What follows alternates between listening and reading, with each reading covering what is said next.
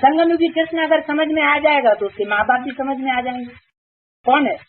अव्यक्त वाणी में तो बाबा ने साफ साफ बता दिया कि विश्व किशोर और मम्मा सतयुगी कृष्ण को जन्म देने के निमित्त बनेंगे। उनकी धरणी तैयार कर रहे हैं अभी 79-78 में ये महावाक्य बोला हुआ अव्यक्त वाणी में। कौन कौन सी आत्मा है ये धरणी तैयार कर रही है कृष्ण को जन्म देने के लिए? 79 में विश्व किशोर भाऊ और मम्मा किशोर। तो जरूर मम्मा भी प्रवेश करके किसी में कार्य कर रही होगी। जगदम्बा सरस्वती, ओम राधे। और विश्व किशोर भाऊ की भी आत्मा किसी व्यक्ति में प्रवेश करके कार्य कर रही होगी।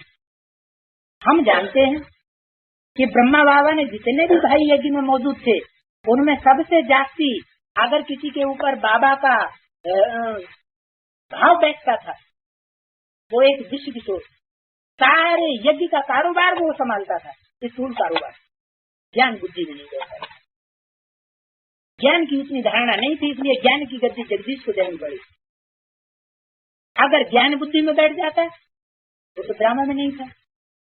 इसलिए नहीं था कि जब स्वर्ग की शूटिंग हो रही थी कराची में, नरक की दुनिया के बीच स्वर्ग का वर्षा देने का जो सैंपल बाबा ने बनाया तो उसमें सब तो स्वर्ग के अंदर पड़े हुए थे, एक बाप का संग का रंग ले रहे थे।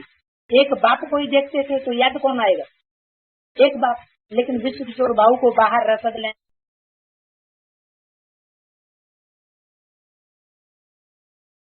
तो जो आत्मा बाबा की संगम युग में वारसदार बन करके रही बाबा के संकल्पों में, और वो विश्व किशोर बाबू स्वयं भी समझता था कि मैं बाबा का जितना प्यारा हूँ उतना और कोई प्यारा नहीं। जैसे कुमारिका दादी समझती हैं कि बाबा जितना हमको प्यार करते थे उतना और किसी को प्यार और रिगार्ड नहीं देते। मुरली में भी बाबा ने बोला इन सभी सितारों में सबसे जास्ती खातिर किसकी होती है?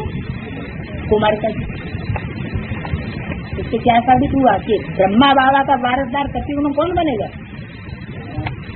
कुमारिका और विश्व किशोर भाई। माताओं में, कन्याओं माताओं में कुमारिका और भाइयों में विश्व किशोर। तो सेकंड नारायण हो गया कि नहीं?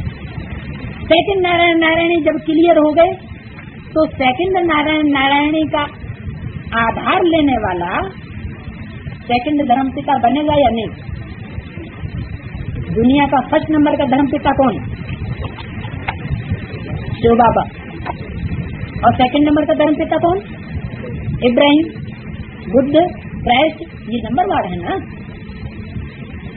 तो सेकंड नंबर का जो नारायण बनेगा वो इस्लाम धर्म में कन्वर्ट होकर के चला जाएगा कि नहीं?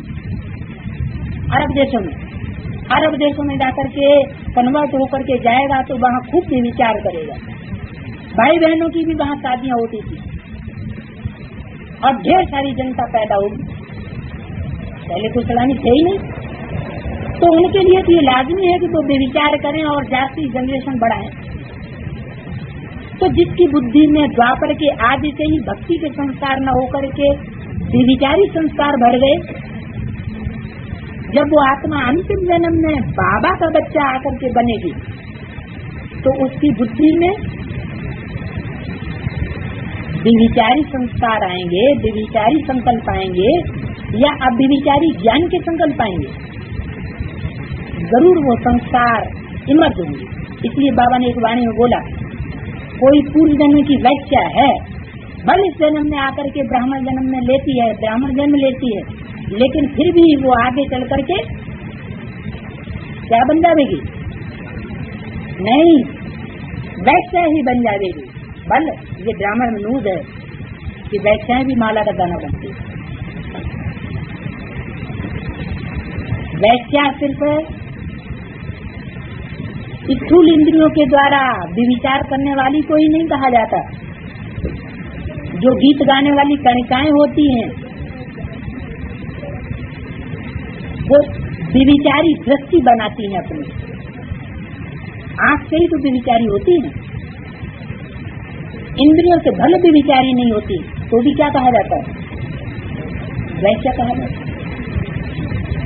तो बताया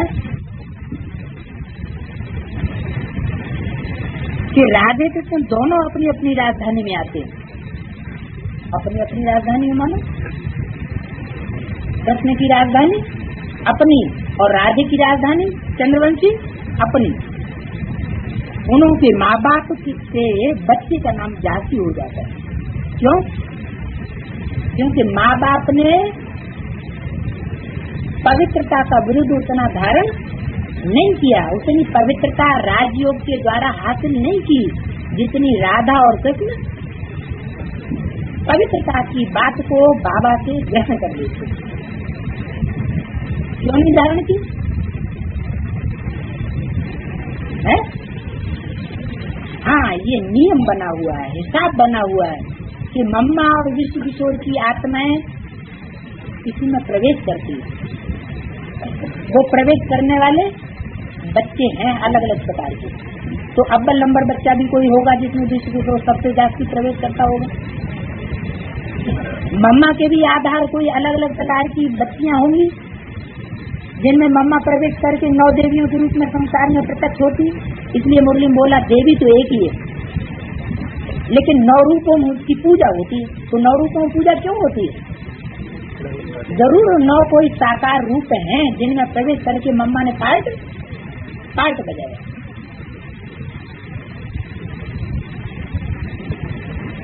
महाकाली का भी रूप है तो कोई महागौरी का भी रूप है। क्या?